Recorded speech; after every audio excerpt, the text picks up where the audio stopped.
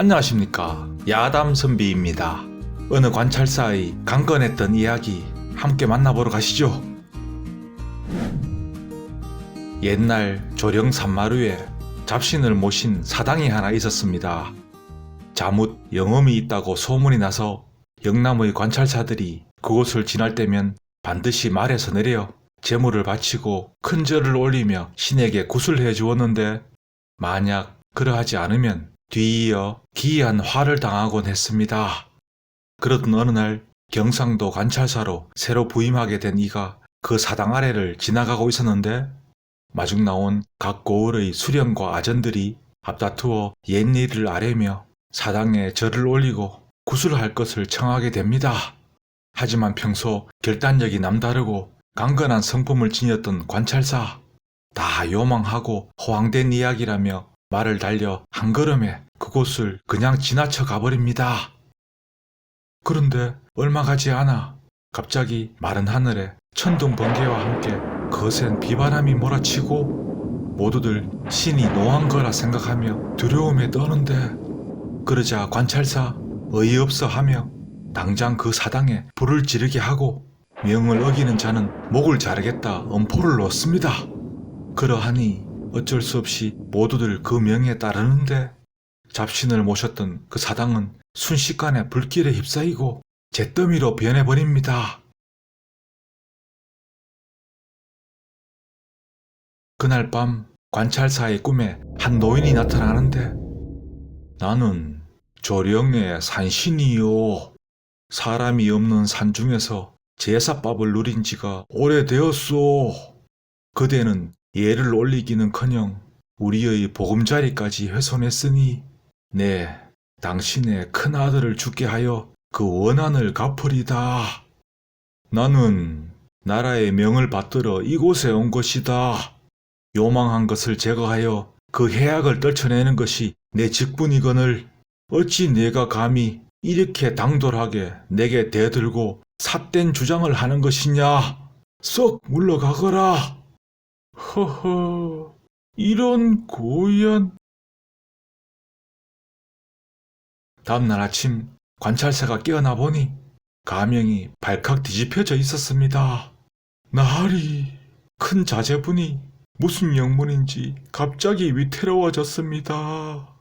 뭐라? 급히 달려가 살펴보는데 이미 손을 쓸 수가 없는 지경이었습니다. 그렇게 큰아들은 숨을 거두었고 관찰사 하늘이 무너질 듯 통곡을 합니다.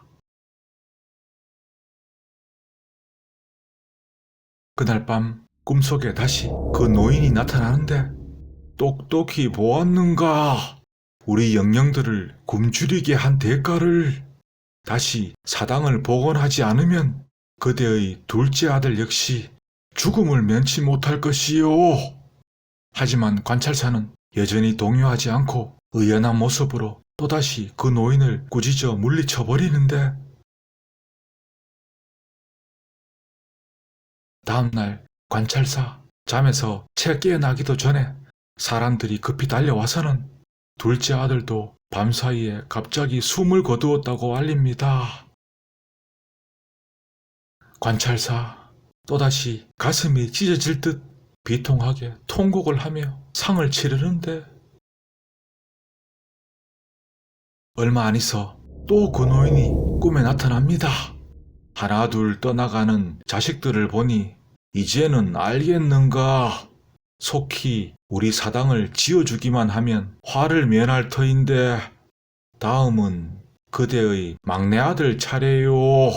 하지만 관찰사는 여전히 조금의 흔들림도 없었습니다. 그래, 어디 이번에도 데려가려면 데려가 보거라. 그 전에 요망한 내 놈의 목을 당장 베어낼 터. 그리고는 장검을 빼어드는데, 그제서야 그 노인, 그대의 강건함이 참으로 대단하구려. 내가 졌소이다. 인간의 기륭화복은 내가 어찌해서 될 일이 아니라오. 다 자기가 타고난 운명으로 살아가는데, 그대의 첫째와 둘째 아들은 원래 요절하게 될 팔자라. 단지 내가 그 앞날은 조금 내다볼 수 있어서 하늘의 공을 빌려 위협했소이다. 하지만 그대의 뜻이 이리 완고하니 내 이제 영영 물러가리다. 셋째는 아마 100년해로 하며 부귀영화를 누릴 것이요. 내가 황량한 사당에 거처하며 천겁의 세월을 지내왔을 터인데 내 어찌 잠시라도 그걸 부수어 걷어치우려 했겠는가. 단지 내가 어이없어 화가 났던 이유는 비바람을 몰아치게 하는 등 요망한 요술로 사람들을 농락하려 했기 때문이다.